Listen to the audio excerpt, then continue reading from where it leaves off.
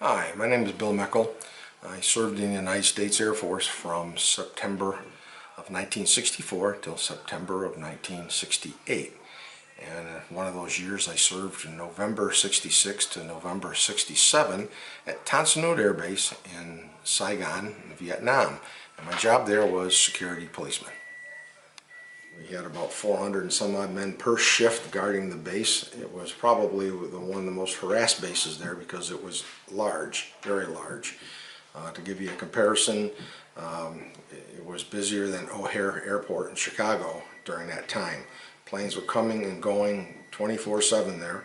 And the only planes that weren't allowed to land there were B-52s because they made such a big target. Wars, and most of the guys would tell you, it's hours of boredom filled with moments of terror. I was only there 3 weeks when the first attack came on the base, and I can tell you I was one 20-year-old scared kid. We were in the bunker, and the bell went off that there was a problem just a couple miles outside the base. So what we did was we jump on a Chinook, a CH-47, and 12 guys. We were armed to the teeth with it. Pretty much anything you could think of that you could carry. That 3 Army Rangers were pinned down about 3 miles outside the base. Fortunate for them, it was a good place to be pinned down because if you were next to Tan Son Nhut Air Base, air support was pretty easy to get, and that's what they got, a ton of it. But we got there, we landed, and we jumped out of myself and a bunch of other guys, we jumped out of the helicopter to find these 3 Rangers. And we found them and jumped down alongside of them and told them, come on, this bus was leaving, you got to come with us. And I won't use the explorative that the Ranger used, but he looked at me and looked at my stripes on my arm. He goes, hell, saved by the Air Force, we'll never live it down. But I really didn't realize the turmoil back here in the States until I got back here in the States and saw what was going on and how the Vietnam veterans were being treated and what the war was like.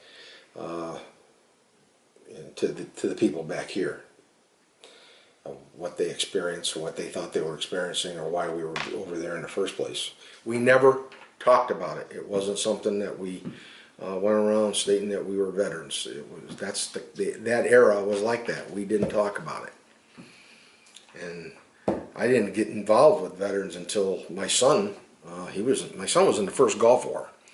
And that's when I realized that I looked at it and I said, gee, look at that, my son, he's making history. And then I realized so didn't I. What they're going to be hit with and what is going to be devastating is because of these guys coming home without arms and legs, and mental trauma is going to be horrible. We're seeing it now, and I think it's going to even get worse. I'm not sure anybody learned anything from what I see now.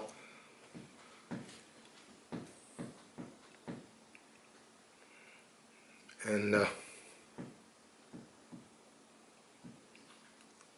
fact, what I see now is disheartening. They're helping, they're trying. We welcome home the guys coming home from Iraq and Afghanistan now. And we know when they're coming in, and we greet them with sometimes a couple hundred people at their home. Just to let them know, that we're pretty grateful.